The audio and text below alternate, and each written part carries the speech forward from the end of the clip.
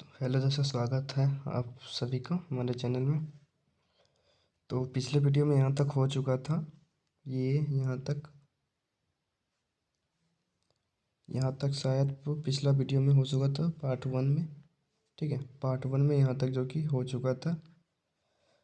Part 1 में यहाँ तक हो चुका था। बात ये था कि कर्नल मल्लेश्वरी को करना है नेक्स्ट वीडियो में। ठीक है, नेक्स्ट वीडियो में कर्नल मल्लेश्वरी जो कि देखना है, तो आज पूरा हम कर्नल मल्लेश्वरी को देखने वाले ठीक है, उससे पहले हम ये कहना चाहेंगे, वीडियो को लाइक नहीं किया तो सबसे पहले लाइक कर ले, क्योंकि पिछला वीडियो में अगर परसेंटेज के हिसाब से लिया जाए 100% में, तो मात्र 1% ने लाइक किया है।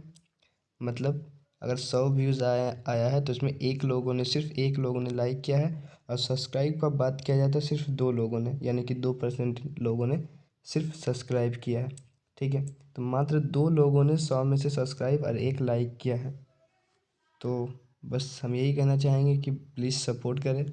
ठीक है, चैनल को सब्सक्राइब करें, वीडियो को लाइक करना बिल्कुल भी ना भूलें। ठीक है, अभी फ़िलहाल ज़रूरी ये है कि चैनल को सब्सक्राइब करके रखें। ठीक है, बाद में वीडियो आपको अच्छा लगने लगेगा तो आप खुद लाइक और सब्सक्राइब करने लगेंगे उसमें कोई दिक्कत वाली बात नहीं है। तो चलिए फिर आज का सेशन जो कि स्टार्ट करते हैं। उससे पहले चैनल को सब्सक्राइब नहीं किया तो फटाक से चैनल को सब्सक्राइब कर लें। तो चलिए जो कि कर्नल मल्लेश्वरी के बारे में देखते हैं। बस सब्सक्राइब कर ले, लाइक कर ले, बस भाई सब्सक्राइब और लाइक करके वीडियो को रख ले। तो चलिए कर्नल मल्लेश्वरी के बारे में अब देखते हैं क्या तुमने अखबार में, मतलब इसके बारे में कहा जा रहा है। ठीक है, इसके बारे में पूरी कहानी दी हुई है। ठीक है, तो चलिए, क्या तुमने अखबार में इनके बारे में पढ़ा है। कर्नल मल्लेश्वरी एक वेट लिफ्टर यानी कि भार उठाव का है। मतलब जो कि वेट लिफ्टर होता है, जो भार उठाता है, उसी को कहा जाता है। ये आंध्र प्रदेश की रहने वाली है। ये आ चुका है क्वेश्चन में कई बार। कर्नल मल्लेश्वरी कहाँ की है, तो आंध्र प्रदेश की है। ठीक है, आंध्र प्रदेश की है कर्नल मल्लेश्वरी, आंध्र प्रदेश की है। इनके पापा पुलिस में हवलदार थे। इनके पापा क्या थे, पुलिस में हवलदार थे। जब ये 12 साल की थी तभी से ये वज़न उठाने का अभ्यास करने लगी थी। जब ये 12 साल की थी तभी से ये क्या करने लगी, वज़न उठाने का अभ्यास करने लगी। अब ये एक बार में 130 किलोग्राम तक वज़न उठा लेती है। 130 केजी 130 केजी तक का वज़न उठा लेती है। ठीक है, कर्नल मल्लेश्वरी ने भारत तो कर्नल मल्लेश्वरी ने भारत के बाहर 29 मेडल जीती। कितने मेडल जीती ये भी आता है कि कितना मेडल जीता, 29 मेडल। और कितने साल की उम्र में भार उठाना शुरू किया, 12 साल की उम्र में। कितना किलोग्राम को वजन उठा लेती है, तो 130। इसके पापा क्या थे, तो पुलिस में हवलदार थे। ठीक है, ये कहाँ की थी, तो आंध्र प्रदेश की थी। कहाँ की थी, आंध्र प्रदेश की थी। हवलदार थे इसके पापा। 130 किलोग्राम तक का वजन उठा लेती है। 12 साल की उम्र में इन्होंने वजन उठाना शुरू किया था। इन्होंने बाहर के बाहर 29 मेडल जीते। बस ये याद रखना है। इनकी 3 बहनें हैं जो कि वो भी भार उठाने का अभ्यास करती है। ठीक है, तो चलिए इसके बाद कुछ क्वेश्चन है, बस ज़्यादा हार्ड नहीं था, नॉर्मल है। इसके बाद कुछ क्वेश्चन है, उसको देख लेते हैं। बहुत से लोगों को आंसर दिख गया होगा, तो ऐसा होगा कि कमेंट में आंसर सी डालना शुरू कर दिया होगा, लेकिन ऐसा नहीं है। दोनों का आंसर, इसका आंसर क्या होगा हम लोग देखते हैं। ठीक है, तो ट्रेन टिकट पर पीएनआर दर्शाता है। पीएनआर दर्शाता है, इंग्लिश में इधर दिया हुआ है। ठीक है, यात्री संख्या रिकॉर्ड, यात्री का नाम रिकॉर्ड, यात्री व्यक्तिगत नाम रिकॉर्ड, या फिर व्यक्तिगत संख्या रिकॉर्ड। सबसे पहले पर्सनल यानी कि व्यक्तिगत, पर्सनल को दोनों को हटाएंगे, ये दोनों खत्म हो जाएगा। ठीक है, सी डी दोनों खत्म। अब बचा यात्री संख्या रिकॉर्ड, मतलब जितना 10 यात्री तो 10 बताएगा, या फिर यात्री का नाम रिकॉर्ड, या फिर यात्री का नाम रिकॉर्ड। ठीक है, तो उसमें व्यक्तिगत नाम रिकॉर्ड, व्यक्तिगत नेम रिकॉर्ड। इस क्वेश्चन में थोड़ा सा कन्फ्यूज़न लग रहा है। ठीक है, यात्री संख्या रिकॉर्ड, पैसेंजर, यात्री का नाम रिकॉर्ड अभी बी नंबर मान के चले। ठीक है, अभी बी नंबर यानी कि यात्री संख्या रिकॉर्ड, बाद में इसको हम देख लेंगे नेक्स्ट वीडियो में, फिर इसको बता देंगे। इसके बाद एक और क्वेश्चन है, अंतरिक्ष अंतरिक्ष रेल टिकट से निम्नलिखित में से कौन सी जानकारी प्राप्त की जा सकती है। कौन सी जानकारी प्राप्त की जा सकती है। बुकिंग का तारीख और समय, यात्रा शुरू होने का तारीख, बिल्कुल ये प्राप्त की जा सकती है। तो ये तो बिल्कुल सही है। ठीक है, और कोच नंबर, बर्थ और किराया, ये भी जानकारी किया जा सकता है, मतलब उसमें दर्ज रहेगा। यात्री का नाम, आयु और लिंग। नेम से तो कुछ संबंधित नहीं होगा, इसीलिए हम बोले थे कि वो उसमें हमको डाउट है, क्योंकि नेम वगैरह सब कुछ नहीं रहता है। ठीक है, नेम, नाम, बोर्डिंग स्टेशन और अंतिम स्टेशन, ये बिल्कुल रहेगा अंतिम स्टेशन। ठीक है, उसके बाद रहेगा व्यक्तिगत पहुँचने की तिथि और तारीख। हाँ, तो एकदम जहाँ पहुँचने की तारीख कब है, तिथि कब है, ये तो उसमें दिया हुआ रहता है ये।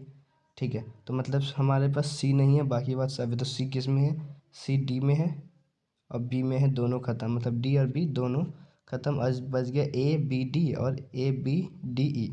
तो ए बी डी तो सही है, लेकिन ई भी सही है, ई भी सही है, तो राइट आंसर क्या हो जाएगा, सी। सी राइट आंसर हो जाएगा, ए बी डी ई चारों राइट आंसर हो जाएगा। ठीक है,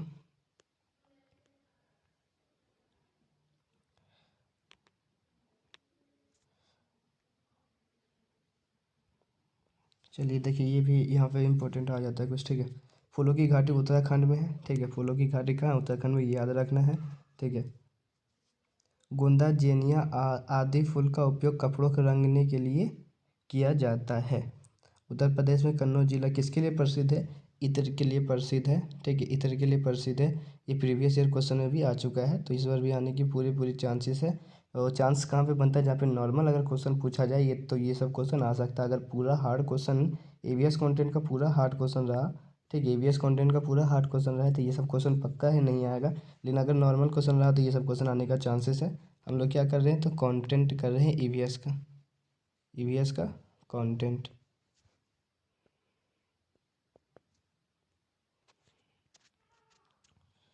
यही तो देख के पता चल गया होगा क्या, मधुबनी, मधुबनी पेंटिंग। ठीक है, बिहार का शान है ये मधुबनी पेंटिंग। ठीक है, मधुबनी पेंटिंग देख सकते हैं कितना खूबसूरत है मधुबनी पेंटिंग। चलिए आगे देखते हैं। तो चित्र में डिजाइन को मधुबनी कहा जाता है। चित्र में डिजाइन को क्या कहा जाता है, मधुबनी कहा जाता है। ये लोक कला एक बहुत पुराना रूप है। ये लोक कला क्या है, बहुत पुराना रूप है। बिहार में एक जिला मधुबनी कहा जाता है, जिस उसी के नाम पर इस पेंटिंग का नाम पड़ा। बिहार में एक जिला है मधुबनी, उसी के नाम पे इसका नाम पड़ा है मधुबनी। ये चावल के पाउडर के पेस्ट से पेंटिंग बनाई जाती है, जिसमें रंग मिलाया जाता है। इन्हें बनाने के लिए नीले, हल्दी, फूलों, कपड़ों, रंगों आदि का उपयोग किया जाता है। चित्र में इंसानों, जानवर, पेड़ों, फूलों, पंछी, मछलियाँ और कई अन्य जानवर को दिखाया जाता है। ठीक है, तो इसमें इसका खासियत ये है कि मधुबनी कहा जाता है। ठीक है, ये लोग एक बहुत पुराना लोक कला है, और ये इसका नाम इसलिए रखा गया क्योंकि बिहार में एक गांव है जिसका नाम है मधुबनी, इसलिए इससे मधुबनी पेंटिंग के नाम के रखा गया। और इसका एक खासियत ये है कि इसमें जो मतलब वो इस्तेमाल किया जाता है, वो चावल के पाउडर के पेस्ट में इस्तेमाल किया जाता है। इन्हें बनाने के लिए नीला, हल्दी, फूल और पेड़ के रंगों का उपयोग किया जाता है। चित्र में जो कि तो चित्र में जो दर्शाया जाता है, इंसान को, जानवर को दर्शाया जाता है, पेड़ फूल को भी, हर एक चीज़ को दर्शाया जाता है। इसलिए ये एक प्रसिद्ध पेंटिंग है, प्रसिद्ध पेंटिंग है। ठीक है, इसलिए क्या है, प्रसिद्ध पेंटिंग है। ठीक है, ये गांव भी आता है, तो बेलविना गांव कहाँ है, कर्नाटक में। ठीक है, याद रखना बेलविना गांव कहाँ है, कर्नाटक में। गिजुभाई बधेका गुजरात में रहते थे। उन्होंने बच्चों के लिए कई कहानियाँ लिखी। गिजुभाई बधेका, ये आ सकता है बच्चों के लिए किसने कहानियाँ लिखी, तो गिजुभाई बधेका। वेलविना गांव कहाँ है, तो कर्नाटक में है। ठीक है, वेलविना गांव कहाँ है, कर्नाटक में। एक भारतीय रॉबिन अपने अंडे सड़क के किनारे पत्थर के बीच में देता है। भारतीय यानी कि Indian robin bird, Indian robin bird. ठीक है, रॉबिन बर्ड। ठीक है, सड़क के किनारे पत्थर के बीच में एक नरम घोंसला बनाती है। ठीक है, इंडियन रॉबिन। कोयल कौवे के घोंसले में अपना अंडा देती है। कोयल जो होता है वो कौवे के घोंसले में अंडा देती है। अब कोयल के अंडे जो होते हैं, कोयल के बच्चे मतलब अंडे जो होते हैं, वो कौवा सेता है उसको। ठीक है, कोयल अपना खुद का अंडा नहीं सेता कभी भी। पक्षी अपने अंडे देने के लिए ही घोंसला उपयोग करता है। जो पक्षी होता है वो सिर्फ अंडा इसलिए देता है, ये मतलब घोंसला इसलिए बनाता है ताकि उसमें सिर्फ अंडे दे सके। चलिए नेक्स्ट।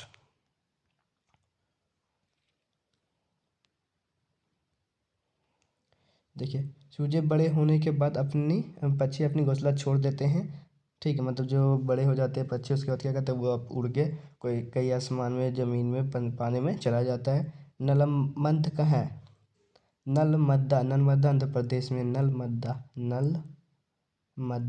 मद्दा गांव या फिर कुछ होगा, वो कहाँ है, तो आंध्र प्रदेश में है। हिलकुंडी कर्नाटक में है। हिलकुंडी कहाँ है? तो कर्नाटक में। हिलकुंडी में बच्चे की पंचायत को भीम संघ कहा जाता है। हिलकुंडी में मतलब ये इसलिए इम्पोर्टेंट है कि हिलकुंडी ये भी पूछा इसलिए जा सकता है क्योंकि हिलकुंडी में बच्चे की पंचायत को क्या कहा जाता है? भीम संघ। भीम संघ कहाँ कहा जाता है? तो कर्नाटक में कहा, हुलकुंडी में कहा जाता है। या फिर ऑप्शन में ये भी दे सकता है कर्नाटक या फिर हुलकुंडी, दोनों में से एक दिया जा सकता है।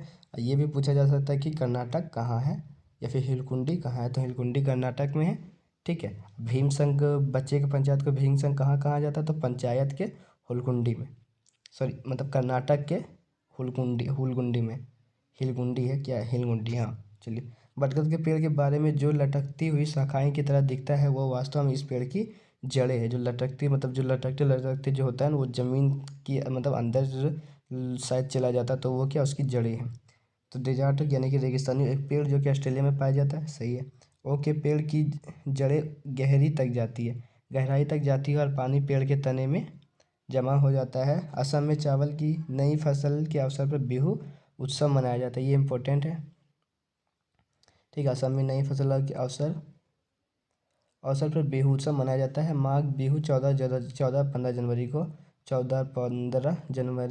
15 जनवरी को असमिया कैलेंडर के 10वें महीने के पहले और दूसरे माघ में मनाया जाता है। बिहू के अवसर पर बाँस से भेला घर बनाते हैं।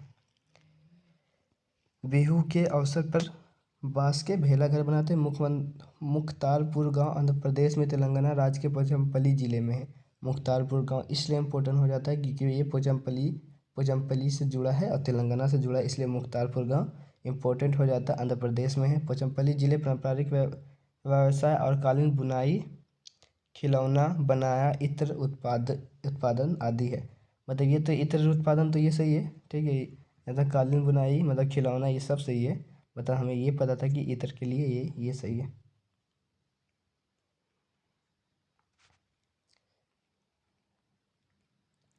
उसके बाद ये चीज़ें उस जगह के नाम से प्रसिद्ध हो गई है जहाँ उन्हें बनाया जाता है, जैसे कुल्लू शाल, मधुबनी पेंटिंग, असम रेशम, कश्मीरी कढ़ाई आदि। मतलब ये जगह इसलिए मतलब प्रसिद्ध हो गया, वहाँ ये चीज़ें बनाई जाती है या फिर वहाँ ये चीज़ें प्रसिद्ध है। अबू धाबी, संयुक्त अरब अमीरात, यूनाइटेड अरब अमीरात जो भी है।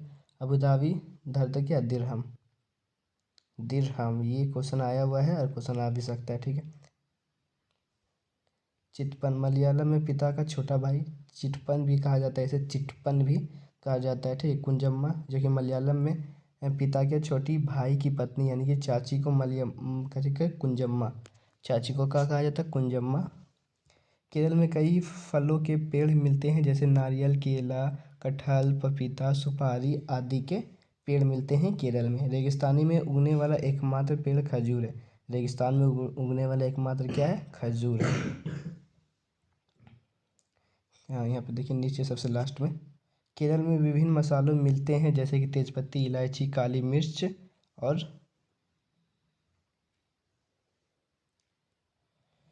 केरल में विभिन्न मसाले मिलते हैं जैसे कि तेजपत्ती, इलायची और काली मिर्च। गरम मसाला छोटा और बड़ी इलायची, लौंग, जीरा, दालचीनी, काली मिर्च, सौंठ आदि से बना होता है, ठीक है। लेफ्टिनेंट कमांडर वहीदा प्रिज्म भारतीय नौसेना में एक डॉक्टर है। ये क्वेश्चन यानी कि मेरा शिफ्ट में आया था यानी कि 10 जनवरी को वहीदा प्रिज्म के बारे में आया था और एक क्वेश्चन असम के बारे में आया था। और इसके अलावा और एकदम न्यू क्वेश्चन मिला था जो कि इससे मैच हुआ था, इसीलिए हम ये आप लोगों से शेयर कर रहे हैं। ये एकदम 110% जिसका 10 जनवरी को हो गया अगर वो देख रहा है तो कमेंट में बॉक्स करे ये आया था या फिर नहीं, ठीक है। वहीदा प्रिज्म का क्वेश्चन आया था या फिर नहीं ये कमेंट बॉक्स में कमेंट करें, जिसका भी था 10 जनवरी को, ठीक है। 10 जनवरी को ये आया था वहीदा प्रिज्म का भाई, ठीक है।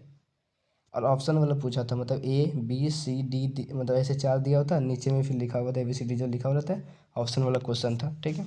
तो चलिए वहीदा प्रिंस के बारे में देखते हैं, इंपॉर्टेंट है। लेफ्टिनेंट वहीदा प्रिंस नौसेना में क्या थे? डॉक्टर थे। वहीदा प्रिंस परेड का नेतृत्व करने वाली पहली महिला थी। भारत की परेड का नेतृत्व करने वाली वहीदा प्रिंस क्या थी? पहली महिला थी। वहीदा प्रिंस जम्मू कश्मीर राजौरी जिला के ठंडी से थी। राजौरी जिला की ये सब नहीं आया था, राजौरी जिला ठंडी उंडी से थी, लेकिन ये दोनों लाइन वाला शायद आया था। परेड में कुल आदेश की संख्या कितनी होती है? 36 होती है। परेड में आदेश की संख्या कितनी होती है? 36 होती है। प्रिज्म एक ऐसा होता है कांच जो 7 रंगों दिखता है। प्रिज्म का मतलब एक ऐसा कांच जो 7 रंगों का दिखता है। तिब्बती जिसे भोटी भी कहा जाता है, लद्दाख में बोली जाने वाली भाषा है। ठीक है, तिब्बती जिसे भोटी भी कहा जाता है, जो लद्दाख में बोली जाने वाली क्या भाषा है? भोटी भाषा में माँ की आमा ले कहा जाता है, और भोटी भाषा में पिता को आबा ले कहा जाता है। भोटी भाषा को माँ को आमा ले और पिता को आबा ले। ठीक है। रेशम का कीड़ा अपनी मादा को उसकी गंध से कई किलोमीटर दूर से ही क्या करता है? तो पहचान लेता है। चलिए, चींटी के बारे में तो नहीं आया था, लेकिन फिर भी ये इम्पोर्टेंट है, नहीं आया तो आएगा पक्का। चींटियाँ चलते समय ज़मीन पर कुछ ऐसा पदार्थ छोड़ती है जिसे सूंघकर पीछे आने वाली चींटियों को रास्ता मिल जाता है। मच्छर हमारे शरीर की गंध, खासकर पैरों के तलवा और हमारे शरीर की गर्मी से हमें ढूंढ लेता है। हम मच्छर जो हमें ढूंढता है वो कहाँ से ढूंढता है? तो हमारे पैर के जो तलवा होता है उसमें बहुत ज़्यादा गर्मी पाया जाता है। सबसे ज़्यादा हमारे शरीर में अगर गर्मी क्या पाया जाता है तो हमारे पैर के जो तलवे होते हैं उसमें पाया जाता है। तो उसी से हम मच्छर क्या करता है? हमें ढूंढ लेता है। तो सड़कों को कुत्तों भी अपनी जगह, मतलब सड़क पर कुत्ते जो होते हैं उनकी अपनी जगह क्या होता है? बटी बटी होती है। ठीक है, मतलब ये देखते होंगे कहीं पे अगर दूसरा कुत्ता आता होगा तो भौंकने लगता होगा या फिर मारने काटने लगता होगा, तो वो इस कारण होता है क्योंकि उसका जगह होता है बटा होता है। एक कुत्ता दूसरे कुत्ते के मल मूत्र की गंध से जान लेता है कि उसके इलाकों में बाहर का कुत्ता आया था। जैसे कि हमें इतने सारे रंग दिखाई देते हैं, उतने रंग जानवर को दिखाई नहीं देते। जानवर को ज़्यादा रंग नहीं दिखाई देता है। ठीक है, आमतौर पर माना जाता है कि दिन में जगने वाले जानवर को कुछ रंग देख पाते हैं, रात में जो जगता है उसको सिर्फ ब्लैक एंड वाइट दिखता है। रात में जो जगता है उसको ब्लैक एंड वाइट, और दिन में जगने वाले जानवर पर कुछ रंग दिखाई देता है।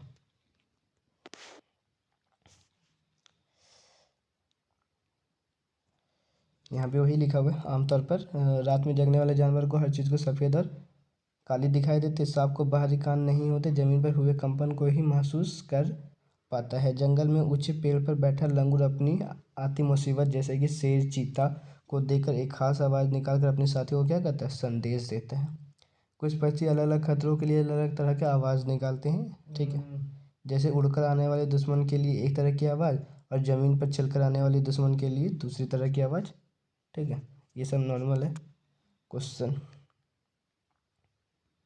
हाँ, ये देखिए, मछली खतरे की चेतावनी एक दूसरे को बिजली की तरंगे से देती है। किससे देती है? बिजली की तरंगे से देती है। कुछ जानवर तूफान और भूकंप आने से कुछ समय पहले अजीब हरकत करने लगते हैं। जो लोग जंगल में रहते हैं जानवर के इस व्यवहार से समझ जाते हैं, वे जान लेते हैं कि भूकंप आने वाला है या कुछ अनहोनी होने वाला है। और उसके बारे में ये जो कि 2004 में, ठीक है, 2004 में एक बहुत ही भयंकर सुनामी आया था। तो चलिए देखते हैं 2004 में कितना भयंकर सुनामी आया था और कहाँ आया था। उससे पहले बस एक बार और, पिछला बार जो हमने दोहराया था 100% में मात्र 1 से 2% ऐसा है जो लाइक और शेयर और सब्सक्राइब कर रहा है। उससे ज़्यादा एक भी ऐसा लोग नहीं है जो लाइक, सब्सक्राइब और कमेंट कर रहा है। ठीक है, लाइक, सब्सक्राइब, कमेंट करो। कैसा वीडियो लगता है ये बताओ। अच्छा लगे तो अच्छा बोलो, ख़राब लगे तो ख़राब बोलो, लेकिन बोलो ज़रूर। अब वीडियो को पूरा देखना, स्किप बिल्कुल भी नहीं करना, क्योंकि एक एक पॉइंट देख सकते हो कितना पॉइंट है, कितना पॉइंट है, ये सब इंपॉर्टेंट पॉइंट है। ठीक है, बस चैनल को सब्सक्राइब करो और सपोर्ट की ज़रूरत है अभी, तो सपोर्ट कर दो और वीडियो को लाइक कर दो। बस इतना ही बोलेंगे, इससे ज़्यादा और कुछ भी नहीं। चलिए, तो देखते 2004 में कितना खतरनाक और कहाँ आया था। बस ये शायद हो सकता है क्या आज का लास्ट हो, बिल्कुल आज का लास्ट यही होगा। तो सन 2004 दिसंबर में आए सुनामी में कुछ समय पहले जानवर की अजीब व्यवहार और उनके द्वारा दी गई चेतावनी की ही आवाज़ों को अंडमान की एक खास आदिवासी जाति समझ गई। उन्होंने वह इलाका खाली कर दिया। इस प्रकार इस जाति के लोग सुनामी के कहर से अपनी जान बचा पाए। मतलब इसका मतलब क्या है? सुनामी की कहर से जान बचा पाए, इसका मतलब क्या? अंडमान और निकोबार में सुनामी 2004 में आया था और वो जानवर का मतलब हरकत की वजह से पहचान गया कि यहाँ सुनामी आने वाला है। वो लोग वहाँ से जगह खाली कर दी और सुनामी, बहुत ही भयंकर सुनामी आया था। ठीक है, तो चलिए फिर मिलते हैं नेक्स्ट वीडियो में। तब तक के लिए धन्यवाद। अगर चैनल को सब्सक्राइब नहीं तो सब्सक्राइब बिल्कुल करके जाए, क्योंकि ये बहुत ज़्यादा हेल्पफुल होगा। अब बहुत से भाई ऐसे होंगे क्योंकि ये पता है। ठीक है, चलिए नेक्स्ट वीडियो में अभी थोड़ा सा बात कर लेंगे कि इस बार कितने लोगों ने फॉर्म भरा, कितने लोगों के पास होने के चांसेस हैं। फिलहाल के लिए बता देते 36 लाख लोगों ने फॉर्म भरा और हमको जहाँ तक लगता है 10 लाख से नीचे ही रहेगा जो कि पासिंग मार्क है। ये 110% हम बता सकते हैं इस बार का क्वेश्चन को देखते हुए। ठीक है, 18 लाख तो लोग फेल होने मतलब बहुत ज़्यादा फेल होने वाला है इस बार। पिछले बार 16 लाख में मतलब 4,75,000 या फिर कुछ ऐसा ही था, मतलब मान लीजिए मैक्सिमम 5 लाख तक था जो कि पास हुआ था, और 11 लाख लगभग फेल हुआ था। और इस बार 36 लाख का फॉर्म जो भरा गया है उसमें हमको लगता है 10 लाख से, ठीक है, 10 लाख से नीचे ही रहेगा पासिंग मार्क में।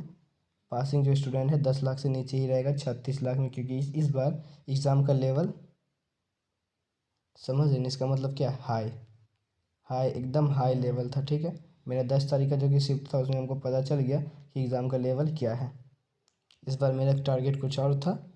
ठीक है, इस बार मेरा टारगेट कुछ और था, लेकिन मेरा कुछ अब टारगेट कुछ और रह गया। चलिए कोई दिक्कत नहीं है, आप लोगों के लिए जो भी कर रहे हैं, जो भी जिसका भी नेक्स्ट एग्ज़ाम है वो देख ले। ठीक है, ज़्यादा देर अगर टाइम नहीं है तो क्या करें, वीडियो को थोड़ा स्पीड करके देख ले। ठीक है, वीडियो को स्किप ना करें, वीडियो को लाइक शेयर सब्सक्राइब बिल्कुल करके जाए। तो चलिए फिर मिलते हैं नेक्स्ट वीडियो में, तब तक के लिए धन्यवाद।